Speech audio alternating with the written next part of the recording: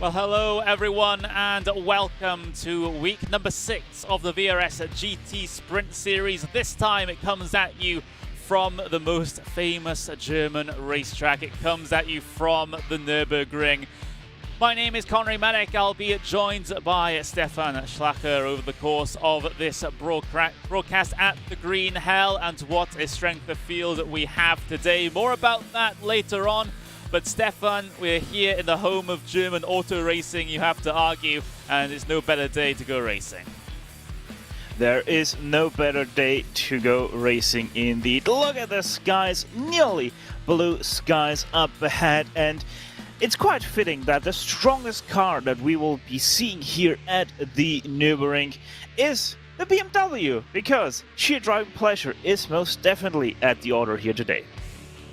Yep, absolutely. We are at the very halfway point of the season as you get a little bit of a spoiler with qualifying going on at the moment as Simeon Lynch goes fastest. Before we get into the tail end of qualifying though, let's take a look at our schedule so far here in this one. We've basically going to be getting half the season in the books already once we get this one done at the Nürburgring. Then we'll be heading to a little bit of a wild card, I have to argue, Homestead road course for round number 7, same time, same place next week. Then we head to more familiar tracks like Suzuka, Barcelona, Bathurst, Canadian Tire Motorsports Park.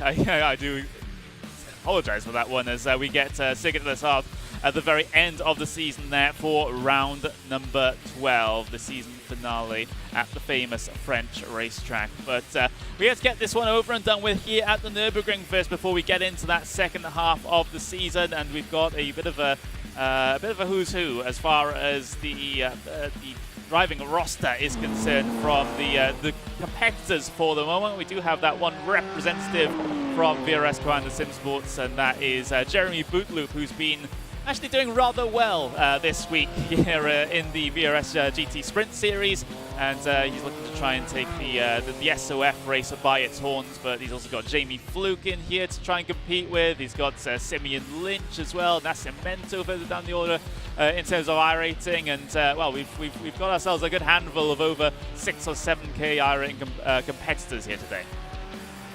Yeah, and by all accounts, Jeremy Bootloop actually is right now holding the fastest race lap this week, so most definitely quite a candidate to outperform his competitors. But obviously Jamie Fluke, he has won already at least 2 races, so gonna be very interesting what that will be between those two and the guy on pole right now. Provisional pole at least. Kesselhout, he is right now the holder of the official fastest qualifying lap of this week thus far. Yeah, Kesselhout doing rather well here today as well, and well, we're just watching Jeremy Bootloop come towards the end of the second of his flying laps here. A 1:53.819 is his current personal best. It's a 1:53.663 to beat to get up into pole position, and that is not going to be fast enough on this particular lap there from Jeremy Bootloop to get further up the order. Jamie Fluke currently second place in qualifying. Let's have a look at Simeon Lynch as he's heading through towards the end of his lap right now. Going to be shortly climbing the hill in towards the NGK chicane. And Lynch in 4th place for the moment. But of course, you can see that current time. That is certainly not going to be good enough to promote him a little bit further up the order. So maybe botched his second lap here as Simeon Lynch. But we are quickly drawing ourselves to a close here in qualifying at the Nürburgring. And not many runners left out there to complete their laps. In fact, as we see Alberto Sanchez had his way across the line, he 1:55.1, good enough to get him at least a couple of places higher on the starting grid than last place in that Porsche. But we do have to talk about that because it seems like the Porsche's kind of second to the BMWs this week. Yeah, I mean, it is a little bit unsurprising knowing the strength of the BMW. Loves to rotate, really loves to get around these slow corners very fast and very elegantly at that.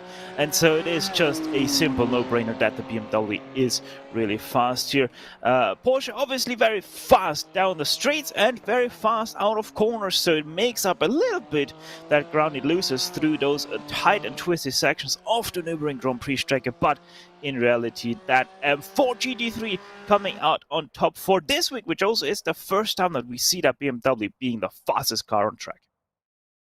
Yeah, absolutely. So qualifying is over and done with. We can go and have a little bit of a look at your starting grid for round number 6 of the VRS GT Sprint Series here on RaceSpotTV. Let's take a look at it because it's Julian Kesselhout on pole position with Jamie Fluke seconds in line on that front row. We've got Jeremy Bootloop and Simeon Lynch comprising of row number 2 with Neto Nascimento and Massimo Locatello running off row number 3 down to 6th place on the starting grid. Mark Fletcher will start in 7th with Nicholas Nold in P8 with Carlos Moreira de la Chica in P9 as Alex Conde starts in P10. Aurélien Vercher in 11th place with Tommy de Wilde in P12. You've got Odin Mervang in 13th place with Maximilian Zöller in P14. Kevin Poen in P15 with Loic Rabia in P16. Kash Patel starts in 17th. Fabrizio Rivera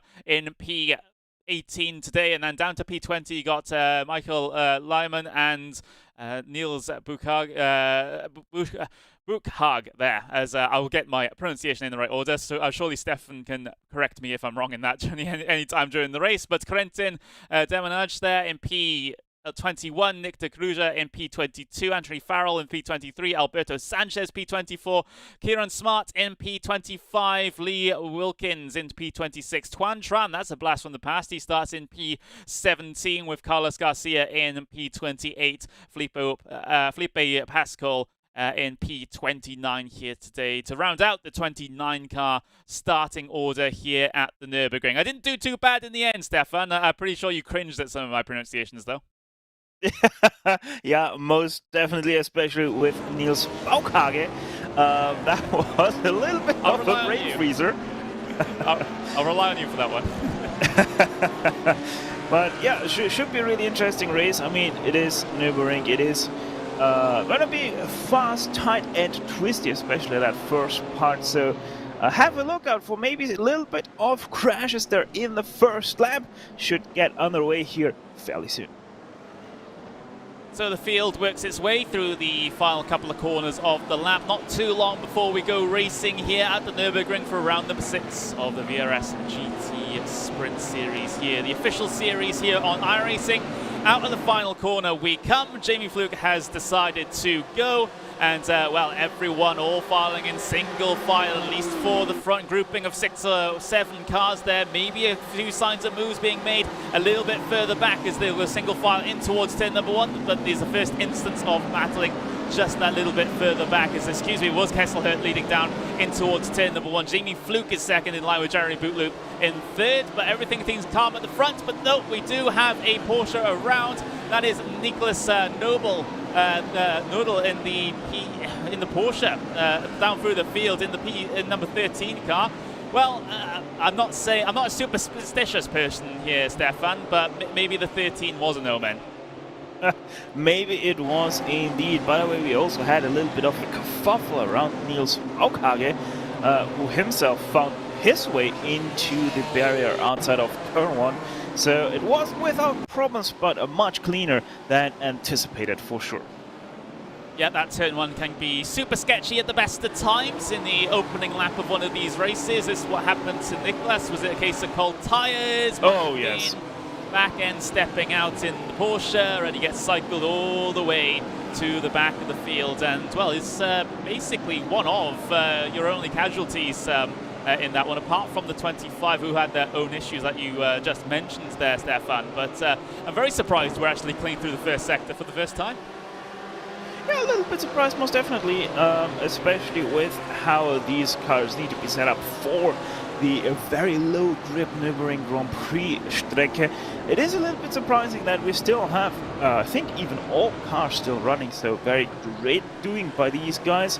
As for the first time, these drivers are making their way through the NGK chicane. And by the way, that will be a trouble spot. Come these guys fighting into it, because that second anti-cut curb that they have on the right-hander of the NGK chicane can be a troublesome spot if you take it wrong. It will most definitely make you spin out your rear.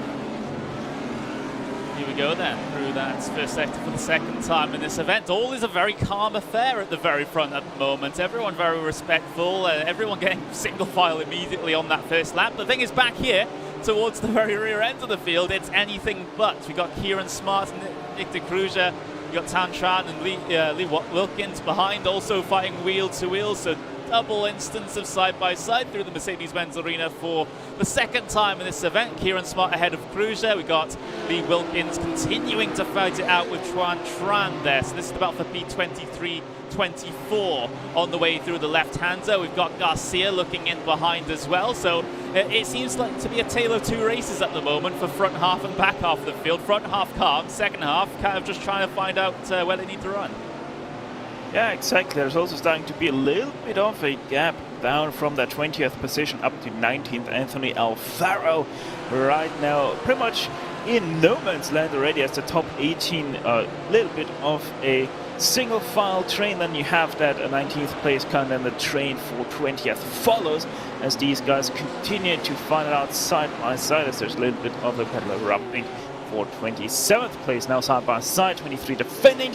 Can't stay, no, actually can stay to the outside. Good move there from the 23 defending from Nicholas Nolle, and Pascal is gonna get out in front, but for how long, that is the question. Porsche obviously very strong in the straight line. Not often that we get to commentate battles at the very back of the field, but here comes Nolde then, because well, he was the driver that spun on our first lap, and he's going to have to try and work his way through the field. Narrowly almost makes contact with the back end of the BMW in front of him, but still not yet able to get his way by. So it's going to be a tough task for that Porsche to work its way through the field here. It's up against it, all things considered. So hopefully we wish the best of luck on that Porsche trying to get through this mess. But with the battles in the mid-pack now starting to once again trickle through, Alpha P14 between Limon and Rebier is a little bit sketchy coming through turn 3, able to gather it up though, and through turn 4 they're able to file relatively unscathed. That could have ended in tears quite quickly. Yeah, that could have ended very quickly in tears, but great hands-up driving by everybody to avoid any big kerfuffles. So the 15 and now up into 14th place. And by the way, Connor, I have to say, I wish I had this kind of weather last weekend when I was here in real life, because it was bitter cold last week. Just 9 degrees Celsius with overcast skies. Much warmer here today. 19 degrees Celsius on the track, 18 in the air, and only partly cloudy. Absolutely, and well, it's still well, we're still technically in the morning in sim time at the moment. It's about a couple of minutes past 11, but you wouldn't be given for thinking it was actually a little bit earlier or even a little bit later than that with how low the sun is. That's just the way things work as we get into the well, into the autumn and into winter here in Europe. The sun never gets really that high in the sky anymore, but as we have a look all the way up in towards the NGK chicane once again. There's Limon just holding on to position for the moment, battling ahead of him perhaps. Actually, it was Carlos Barrera Chica might have had a couple of problems here. I'm just going to have a little bit of a cycle on the replay there because they lost a position or two just in that entire sequence, and I wanted to see what happened. Yeah, that is going to be interesting. Maybe a little bit too much of the anti-cut curb here, because that can give you a slowdown. And yep, most definitely, Carlos Moreira de la Chica did cut too much of the anti-cut chicane, and that was a slowdown for the Iberian.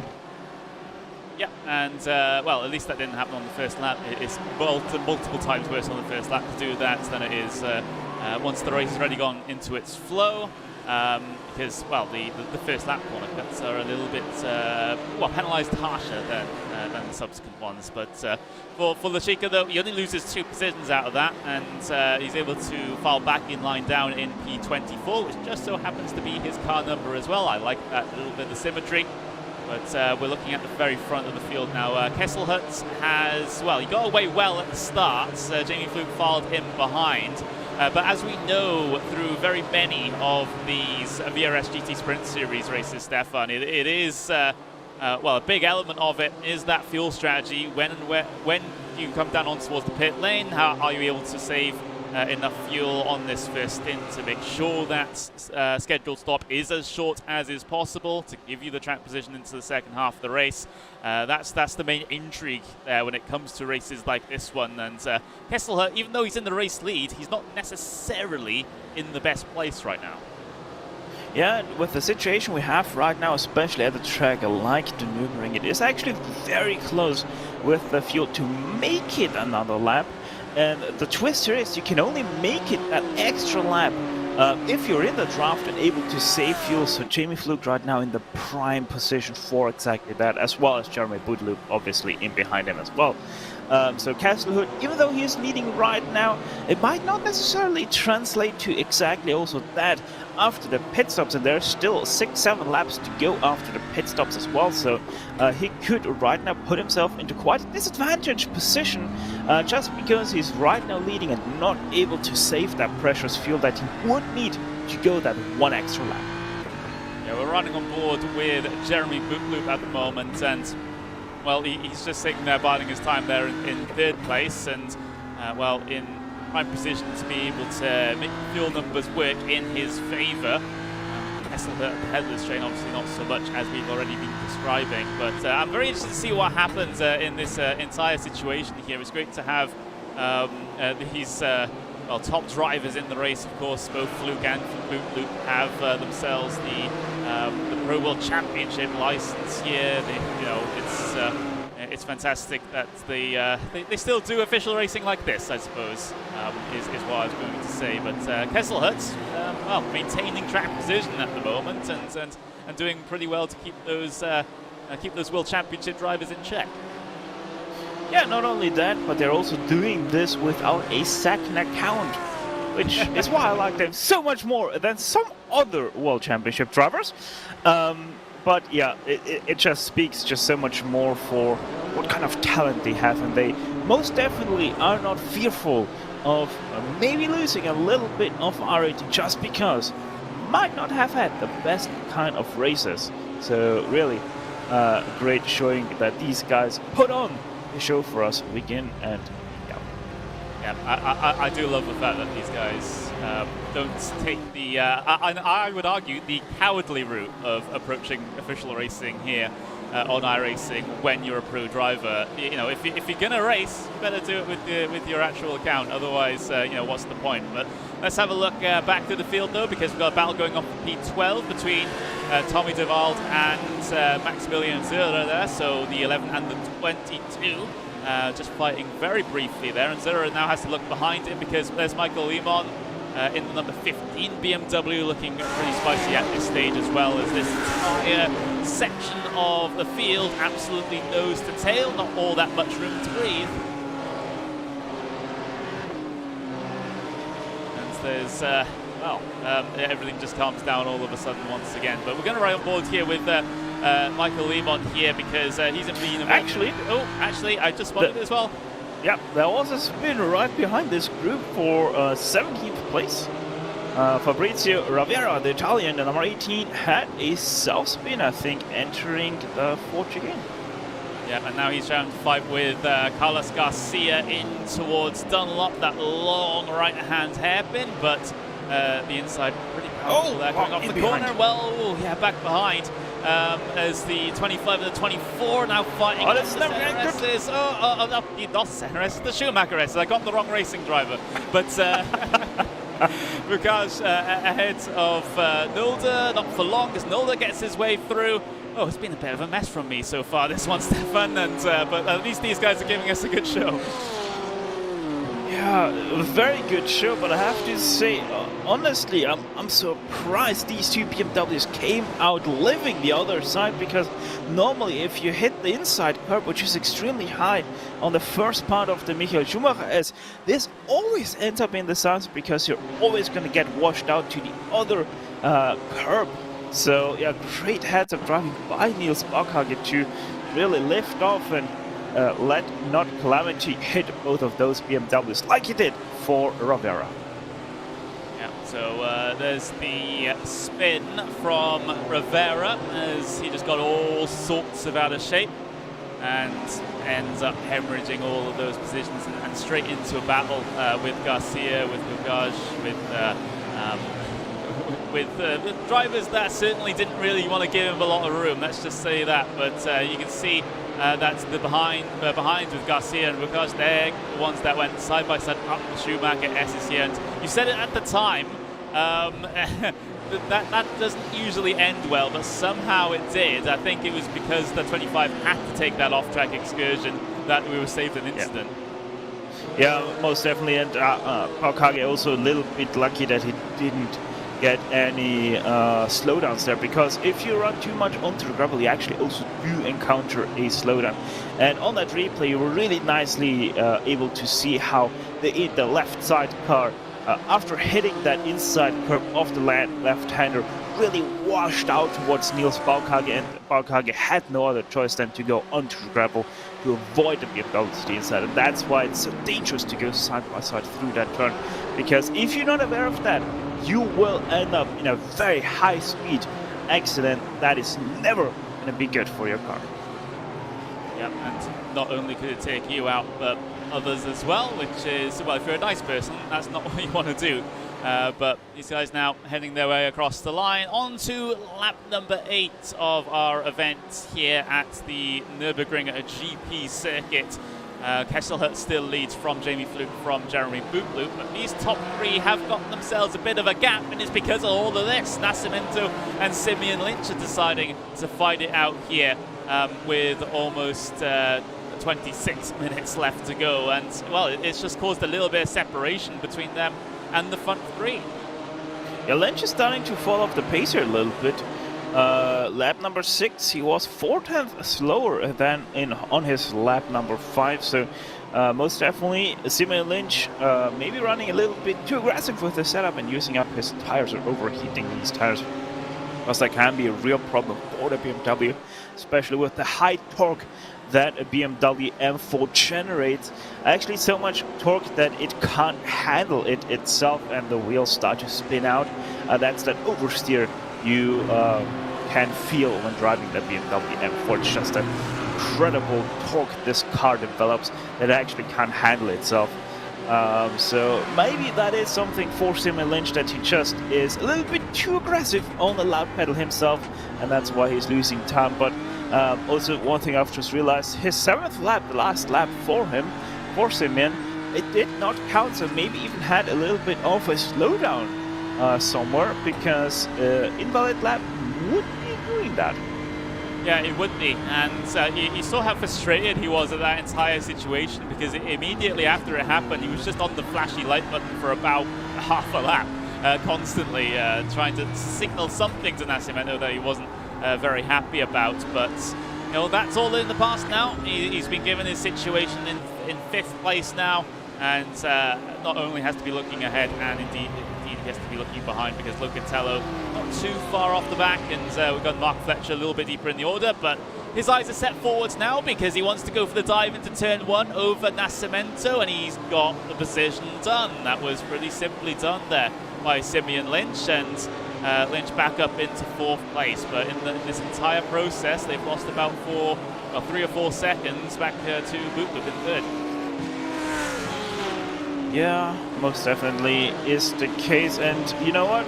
Lap 8 also invalid for Simeon Lynch, so seems like Simeon did serve a penalty down the front stretch. That's why also lap 8 is invalid. And I had a quick look back on my own time machine, and I can confirm his left side tires were on the anti-cut curb of the NGK chicane, and that means that it is a slowdown through the NGK chicane that Simeon Lynch did suffer.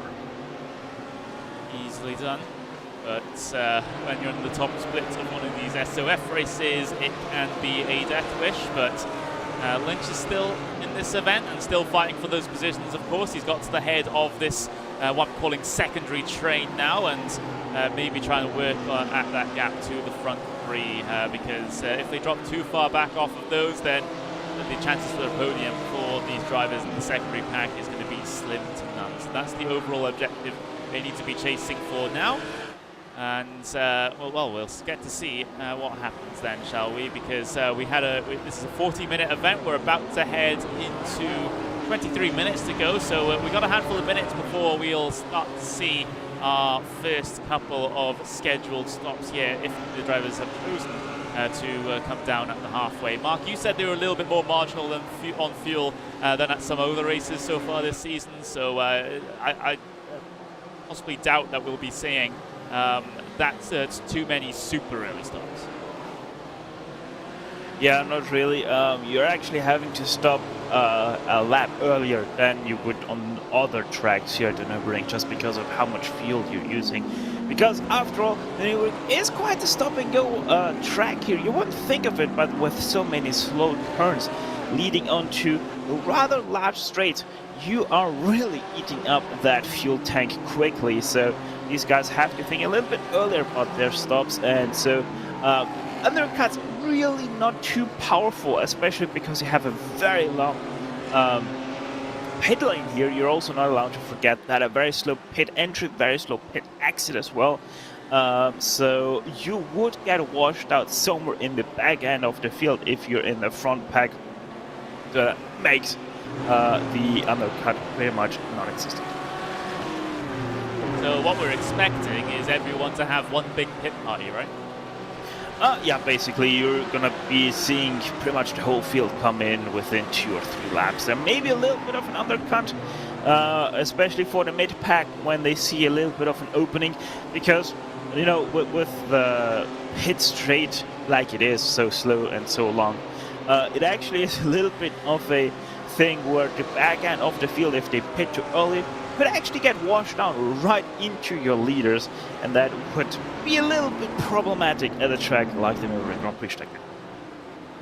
There's the front trio. It's Kesselhut, Fluke, Bootloop in that order, coming up across the line this time around. And well, at the end of this lap, it will be past the halfway point to go, so you have to keep it window certainly very open at this at the end of this lap. So that's when we'll start to see maybe some indications of people trying to come in and get their fuel service done. Of course, they won't be taking tyres here in this event. There's no point in taking tyres. It's only a 40-minute race. So if that's a little tidbit of information, if you're unfamiliar here with the VRS GT Sprint Series and, of course, GT3 racing in general, you don't see tyre changes in these sorts of races. In the longer endurance races, maybe you do, but in these ones, you're losing too much time on the pit lane compared to the fresh tyres, so you might as well just take the fuel only. But because it is worth recapping that sometimes. There are some people that are new to these streams sometimes, and they're watching an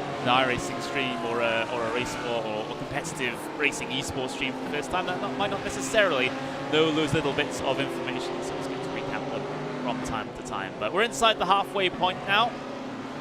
20 minutes to go here before we decide a winner in round number 6 of the VRS GT Sprint Series. A little bit of scrapping going on a little bit further back, as that's Rivera and Tran trying to sort out their differences in the battle for P20. And, well, Tran getting, putting on a harassing posture on the way down in towards the Dunlop hairpin, and now up towards the Michael Schumacher S. Is going to follow as closely as he dares to maybe size up for a move coming off the top. Yeah, certainly looking aggressive, but flashing the lights, feeling like he's getting held up. Yeah, maybe it feels like that, but not able to make any moves right now, so has to wait and see what the opposition offers right into the NGK chicane, like we see here between the 26 and 15, but also here no real fighting going on through these couple of last turns. And to really cap it off right now, it is, if my memory serves me right, 4 liters per second and 4.3 seconds per tire. Tires are extra to fuel, that's why it's not a viable option in the VRS GT3 Sprint Series. Although for the BMW it would be preferable to change the rear tires just because of how much it loves to eat those up, but obviously because fuel and tires are separate, it means fuel first, then the car goes on the checks to change tires, adding another 8-9 seconds on top of the stop, just not good enough to recatch those 9 seconds up to the end of the race, which will be just a 10-minute blast to the end. Yeah, so you know, these guys can theoretically come down at any point now. You know, we're solidly inside the final half of the race. Is not an issue of wanting, you know, of things being okay. This is the only lap I can possibly pit on. You know, these guys do have a rather wide window to come down in and get that service done. It's just a matter of when. And just being opportunistic about it. And of course, these guys would be looking at the traffic situation behind them as well, especially the front guys. They don't want to get caught up in something that they're not involved in. But as they head their way through Ad Van Bogen and on the way up and towards the NGK chicane now, still in the same order as they started the event, with Kessel, Fluke and Loop no takers down on towards the pit lane this time around. So we'll continue to lap here at the Nürburgring in the VRS GT Sprint Series. But we'll soon maybe start to see some signs that people want to take the call. But no one from the front half of the field just yet here with 17 minutes left to go. But soon we'll have some strategy intrigue to talk about. Lap 12 has been completed of this race. 16 is 17 minutes to go. Expect 2 more laps until we see the first real committed drivers to pit stops, as we see a committed pass to the inside here at the Haukhaken for the number 15, but the outside is strong for the 26 of Odin Mervank. Will that be a pass through the Mercedes arena? I do not think so. See then, as Mervank continuing to occupy the inside, but the advantage switches back so many times through the Mercedes arena, and Slimon is able to come out of that one ahead. Doesn't get great speed off the corner, though the Porsche might be able to challenge down into the next corner, but no, doesn't quite have the grunt to be able to do so. So 15 ahead of the 26 for now, as they head their way through the Ford curve, as they start to descend in gradient all the way down to the Dunlop hairpin at the bottom of the circuit here. And well, it looks like Lemon trying to stretch his legs already in that BMW. honestly a little bit surprised that Odin Nürburgring didn't have a better exit out of the Mercedes arena, as he was on the outside line. Should have had better grip in that Porsche, but maybe sacrificed so much for maybe straight line speed or medium speed turns here that really didn't get too much of a great exit in the Porsche 911 GT3R version of the car. Because also looking at this right now, you can really see that Porsche isn't gaining anything on the BMW, even though it really should have a nice stretch of space out of it. I just want to go back and just double check something, because I saw a little bit of red on my timing screen, and I'm not sure whether that was Neto Nascimento or someone else around him. So let's have a look up in towards the NGK chicane. Oh, that's awkward up over the first curb, and he takes a slowdown penalty and lets Locatello through. Yeah. First time ever I'm seeing someone pick up a slowdown on the entry of the NGK chicane. That's why I didn't list it as one of the danger spots for myself. So Neto, thank you for showing me that it's also possible on the left-hander there. Yeah, it's yeah, you usually see it on the right, and well, first time for everything, I suppose, here in this one. Nascimento, not necessarily a good thing for Nascimento there, as he now sits about a second behind Locatello, because he might have had a little bit of well, the rest of the slowdown penalty to try and serve at that point. So it's bad luck for the driver of the number 5. But I'm still waiting for those pit stops to come through. And well, let's see how this changes things up, because these guys at the very front, these 3, have been too quiet for too long, and that's all I'm saying. I get the feeling if they're this close into the final couple of laps of things after the pit stop, then we'll certainly have a race on our hands.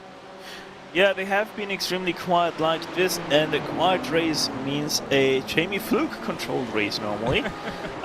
So even though he's right now sitting in second place, that might be still the case. And by the way, in case you don't know the pit entrance at the Nürburgring Grand Prix track, at that white and red area that you have as a divider between the pit entry and the racetrack itself, you can drive over it without getting a penalty. So expect these guys to dive in very late into the pit entrance. Oh! It did Blasika try to come down towards the pit lane too late. Oh, there's another car spun around. Yep. Kevin Poen. Interesting. What has happened here? Let's take a look. I'm wondering if Carlos did clatter over the outside curb.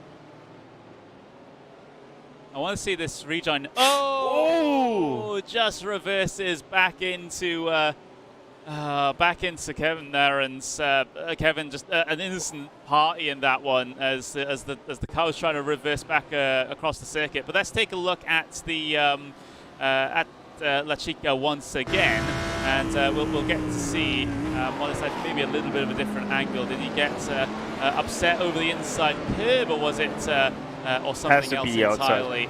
Oh, it has to be the outside. Yep. Yeah, right there. Just comes down off the transition, and the car just didn't like it. Yeah, don't forget this Lamborghini is underneath the hood a stock standard Audi R8. Even the engine is the same. So the problems the Audi R8 brings with its chassis also gets translated to the Lamborghini. And obviously the Audi R8 doesn't really love harsh bumps, and that's why we saw that Lamborghini lose it over the outside curb, as we see Julian Kesselhut, like I expected, to pit in a lap earlier than the 2 guys following him. Yep, so Kesselhut in as your first front runner to come down on towards the pit lane, alone at the moment. No one else from the leading 5 cars has come down in with him just yet. Alex Conde does come in, though a little bit deeper in the pack. There he is in that number 14 BMW. Verscher also in as well. So a couple of drivers coming down in on this particular lap, but the vast majority staying out just for the moment. Coming towards 10 minutes to go, and let's see how much that fuel situation is going to benefit Fluke and Bootloop here coming into these scheduled stops, because of course Kessel hasn't had any opportunity really to do fuel saving in the slipstream with someone else. Yes, of course you can do fuel saving in clear air, but it's a lot less efficient and much harder to do. Meanwhile, Jamie Fluke and Jeremy Bootloop are just kind of coasting behind him, letting him do the hard work. So let's see what their stops are like.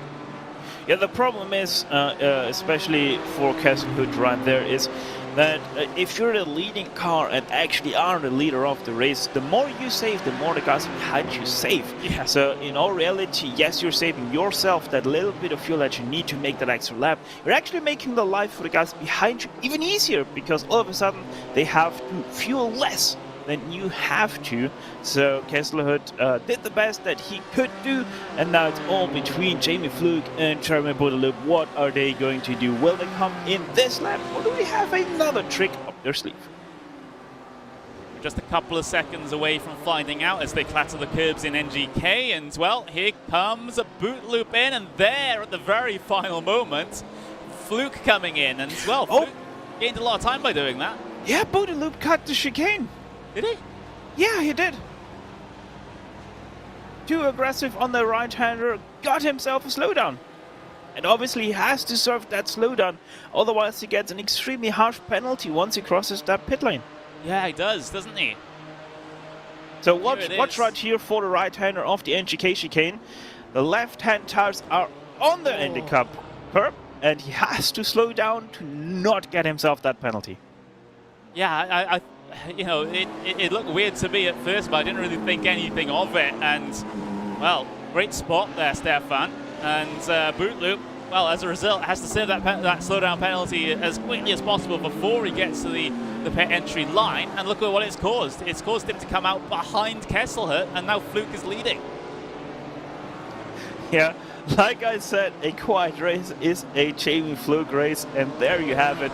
Kesselhout about a second and a half behind Fluke at this point, and we know how strong Jamie Fluke is in clean air. If he does not have a car to follow, he can be the beast of the ring, and it's all about Julian Kesselhout now. Can he close up that gap? How well can he close up that gap? How fast can he close up that gap? Because obviously it's only 8 minutes left. That is just 4.5 laps that these guys have to complete to make it end. Kesselhout was faster in qualifying, so maybe he has something up his sleeve here. He's got 1.3 seconds to catch up in about 8 minutes here. Not impossible, but when you're talking about catching Jamie Fluke, it becomes a little bit more of a complex issue. So, it's going to require a lot of work from the driver of the number 4. Bootloop, don't count him out either. You know, even though he made that mistake, he's still in contention for this one. And if everything goes to pot amongst those top 3, then of course Simeon Lynch is still back here, continuing to work out things. So an interesting pit stop phase there, Stefan. It's not something that you would usually see with the error from Bootloop, but it is that error that's now costed him right now in terms of competing for the race win against Jamie Fluke and Kesselhout. It's put him 2.3 seconds behind second place. Yeah, very unfortunate for Jeremy Bootloop, but obviously also for him it's not over yet. He still can get that second place, but that's where it lies. He can only get that second place. There is no chance that he will get up to Jamie Fluke, and right now as it stands, it might even be a case of he can't even catch up to Julian Kesselhout, as Kesselhout is slowly closing in on that gap. It did shrink by 0.2 since the start of this lap when both were up to speed, so Kesselhout is doing the best that he can to close up to Jamie Fluke. Just the question is, 0.2 per lap probably just about not good enough to not only catch up to Fluke, but also being able to pass Fluke on the last lap. Certainly a different problem entirely. But you gotta take every step as it comes if you're in this situation with Kesselhout as he heads his way through Dunlop once again, and well, 6 minutes left to go to catch up 1.3 seconds. Of course, the closer he gets, the more of the slipstream he's going to get. But again, the slipstream not as potent as some people would hope it would be. sometimes, and certainly not as potent as Kesselhout is hoping it would be. But I don't think this one is done quite just yet. Of course, Jamie Fluke, fantastic, reliable driver. You know, you can get a car to the checkered flag, no issues, no mistakes, no problems whatsoever. But no one is infallible, and Kesselhout could just have an opportunity at the end of this race, given the right set of circumstances. We will have a little look back, though, because we do have active battles up and down the field. Here's the one for P5 between Locatello and Nascimento, so the 6 and the 5 battling for 5 and 6. How about that? Yeah, and Nito Nascimento, you know, that's the one problem that he has with his mistake 3 NGK chicane. He put himself into a position where he is the faster car chasing behind a slower car, but that slower car is faster in a straight line, so that BMW really in a disadvantaged position right now, because the only point where Nito can really make a move happen is through the Hellcat, through the Mercedes arena. For the rest of the lap, really not too good of a proposition for him to make any moves on a Locatello up ahead. So definitely up against it, but time is of the essence right now because we only have a handful of laps to go, handful of minutes until that clock hits 0. So you do want to get a move on at this stage. You want to leave nothing out there. Nascimento certainly knows that behind the wheel of the number 5 BMW. So that's another little battle that we can pay attention to. We've got one for P9 between Aurélien Verscher and Tommy De Wilde. We've also got the battle for the 11th behind them. That's Michael Lehmann and Odin Mervang that are fighting for P11 as well. So multiple places to look at potentially, even if we don't get the fight for P1 that we're wanting. And in fact, that P1 gap is just stable right now at 1.3 seconds. So I'm not expecting that to be a thing at the end of the race. But certainly we've got battles elsewhere. It's just a matter of which one's going to give us the fun, Stefan. Yeah, and remember, Michael Lehmann, he did get past Odin Mervang about 2-3 laps before the pit stops happened. He did start to ever slightly creep away, but since the pit stops happened, Michael Lehmann is starting to not really be anymore on the front foot here. And Odin Mervang actually starts to be faster and faster compared to the BMW up ahead of him. As we might see a pass here for 9th place. No, Verscher is going to stay ahead as the Wild is not going for that move. So maybe that 11th and 12th place battle is going to be a very hot zone soon, because that BMW is starting to struggle a little bit with its straight tires. All the way to the pit wall goes Aurélien Verscher, even though the threat isn't immediate down across the grid spots, but onto the brakes into turn number 1, such a heavy braking zone, you can really launch one from quite far back into there and make it work. It doesn't necessarily mean that the car in front of you will be too accommodating of that. So it is a very, very risky move, but you know, I would like to be a little bit closer, getting alongside before the braking zone. That's the nice thing to do in these situations. But 2 minutes and 20 seconds left to go, and still an undecided fight there for P9. Undecided fight for P5 as well, although saying that, Locatello does seem to have pulled out a little bit more of a gap than when we last saw it between himself and Nascimento, so that's looking pretty good for him. As far as race lead is concerned, Jamie Fluke's done a fantastic job in managing this race, and especially these final couple of laps here, because he's kept that gap at 1.3 seconds, no more, no less, and I don't think there's much that Kesselhout can do about it. Yeah, he's right now in full accountant mode. He is looking at the numbers, keeping them steady, keeping them prosperous as well, and that is what Jamie Fluke can do the best, just driving by the numbers, driving so he can relax that little bit while still keeping the gap right where it needs to be, right where it's frustrating for the driver in behind. They really can't get to you, but they're close enough so they keep trying and maybe start messing up, as we have a pass for position right here. That's for 9th place between the Wild and Verscher, but this isn't over. They're going to be fighting onto the final lap here. Jamie Fluke's already crossed the line to start the final lap, and well, this battle for 9th is certainly getting pretty hot at this stage. Of course, De Wilde has been able to make that pass, but Verscher looking to try and get the run down in towards turn number 1 in the BMW, and well, let's have a look to the inside then, shall we? As doesn't commit to the move down into there, a little bit too far back to be able to make that one work. I wonder if there's going to be a slightly desperate lunge at one of these corners in towards the Mercedes-Benz arena right now. Doesn't quite have the legs, isn't quite tailing as close behind to make those opportunities, I think.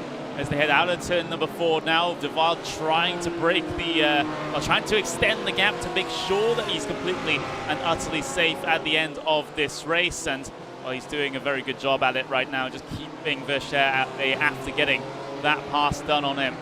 So things might be at least sealed in De Waal's favour here in P9, unless Verscher has an absolutely stonking final, half of the lap. Here's the very front of the field. There is Jamie Fluke, and it's been, well, you called it right, Stefan. It's been a very Jamie Fluke drive this evening. He's controlled the race very well. He's not got himself into too much trouble. He hasn't really had to fight for anything either. He just kept a cool head. The pit stop strategy worked out in his favour, and now he's going to be able to come up to the final corner through the Coca-Cola curve. It's a win for the Apex Racing team. It's a win for the Northern Irishman. It's a win for Jamie Fluke. Fantastic stuff. Flashes the lights as he heads his way across the line. Great to see. There's the battle for P5 between Locatello and Nascimento. Locatello is able to hold on there. And here's the battle for P9 between De Waal and Verscher. De Waal has been able to secure that P9 after getting the pass done just that little bit earlier. He'll come home in P9. Verscher flashes the lights regardless. He's still happy with a top 10 finish. And I have to wonder what has happened to Kash Patel. Did he get a slowdown on the last lap, did Kash Patel? Oh, that is a little bit embarrassing. Just a little bit, most definitely, but yeah, that number 17 definitely got themselves a slowdown penalty. Through the last time of the NGK chicane, let's have a close look. That is the slowdown being served. There we can see it. It's going to be, once again, at the right side cup, right here. Or maybe not, it's the fuel. Nah. Or? No. No. Still sounds good to me. Still, well, it's going to be a very marginal slowdown penalty then, I suppose, in that one. So Kash Patel across the line, P17. Just so happens to be the exact same as his car number. So we like that as we head ourselves to the post-race show, I suppose, here from the Nürburgring. Let's take a look at your official race results for round number 6 of the VRS GT Sprint Series here on iRacing. It is Jamie Fluke taking the race win from Julian Kesselhut from Jeremy Bootloop. Bootloop falling to 3rd. After getting the falling for 3rd, which would after the stops when he was in contention to try and battle for the race lead with Jamie Fluke. I'll put it in that way. It's better. But we've got Simeon Lynch in P4 with Massimo Locatello in P5, Nito Nascimento in P6 with Mark Fletcher in 7th, Alex Conde in P8, Tony De Waal in P9, and Aurélien Verscher will round out the top 10. Michael Lyman in P11 with Odin Mirvang in P12, Luke Arabia in P13 with Maximilian Zöller in P14, Felipe Pascal in P15 with Nicholas Nolde in P16. Kash Patel falls to 17th after a late race slowdown penalty.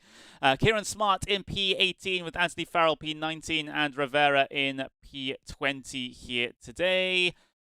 Alberto Sanchez, P21, Lee Wilkins in P22, Niels Baukhage in P23, Tuan Tran P24, Quentin Demange in P25, Carlos Modera de la Chica in P26, Nick Takuja in P27, Carlos Hernandez Garcia finishes in P28 with Kevin Poen rounding out the 29 cars. Such an unfortunate instant for Poen because there's a car rejoining ahead of him. He had nothing to do with that one. That takes him out of the race here, unfortunately.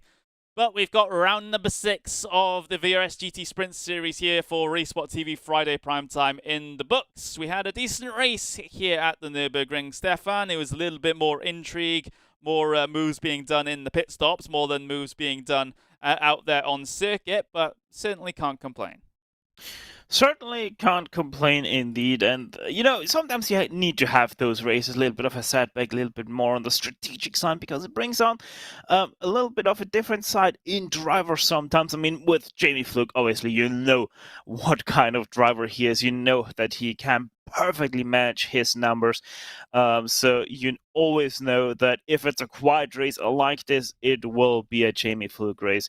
In the form of Jeremy Boudeloup, I honestly expected a little bit more of a fight from him to not let Jamie Fluke drive to his numbers, drive himself into that winning position that he needed. So a little bit disappointed on that kind of side. So we'll have to see what Homestead brings up next week, because I think Homestead might be a little bit of a different story. Might once again be in Audi R8 track, or it could throw the curveball and throw us into the Ferrari 488.